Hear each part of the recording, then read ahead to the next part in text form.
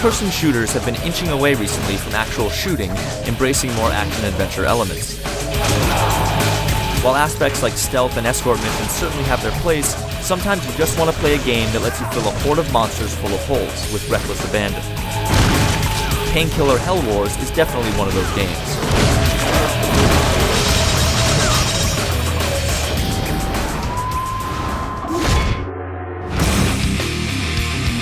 Despite its no-nonsense philosophy, Painkiller Hell Wars does have an intriguing story to tell. Main character Daniel Garner must have broken a mirror while walking under a ladder because he's had the world's worst bout of bad luck. What started as a nice night out with his lady friend is quickly shattered as a car accident sends him to the afterlife. Daniel is charged with assassinating Lucifer's 4 generals. This is who you have to kill. If he can accomplish his task, Daniel's soul goes to the good place and he'll be reunited with his lost love. 4 guys, that's it? The plot is by no means bestseller material, but it complements the gameplay nicely.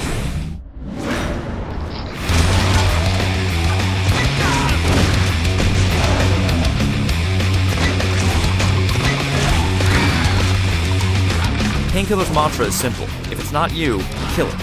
Through a plethora of dark, sinister stages, Daniel runs roughshod over any demons dumb enough to cross his path. And both the maps and the monsters are satisfyingly diverse. Reaching a checkpoint refills your life and allows you to take a short breather, then it's right back into the fray. It's as straightforward as can be, making even the original Doom's keycard puzzles seem complex by comparison. Your only guideline is that you must kill everything before moving on. When shooting is all that you do in a game, it had better be good. Unfortunately, Painkiller doesn't feature as many weapons as it should, and new ones are introduced too gradually. But there are some doozies in the arsenal. Where most games have sniper rifles, Painkiller features a stake gun that hurls pointy chunks of wood long distances and can pin bad guys to walls. But Daniel's standard issue equipment is the most dynamic weapon. Appropriately called the Painkiller, it is both spinning melee blades and a projectile grapple beam, reminiscent of Scorpion's rope spear from Mortal Kombat. Each gun features alternate fire to add a different dynamic. For example, the rocket launcher also doubles as a chain gun. If you like to squeeze every last bit of life out of your shooters, you'll find Painkiller to be limited. With only 8-player support for Xbox Live, it won't be too long before you're dusting off your Halo 2 disc once again.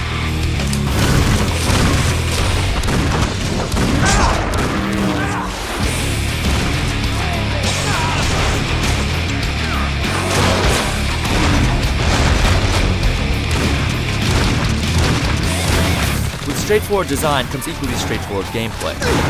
Painkiller plays like every other FPS on the Xbox. The action is violent and frenetic as countless beasts line up to be banished back to hell. Snagging enough souls turns Daniel into a raging demon himself, capable of dispatching the strongest enemies with ease.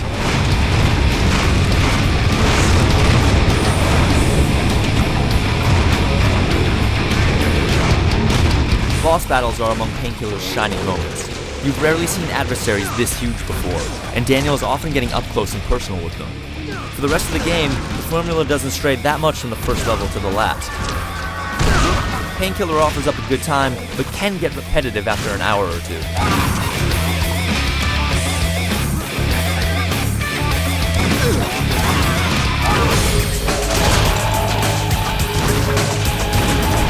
It's obvious that Painkiller focuses on piling up a body count and little else. It succeeds in that regard too, and the decent story and production values are nice touches.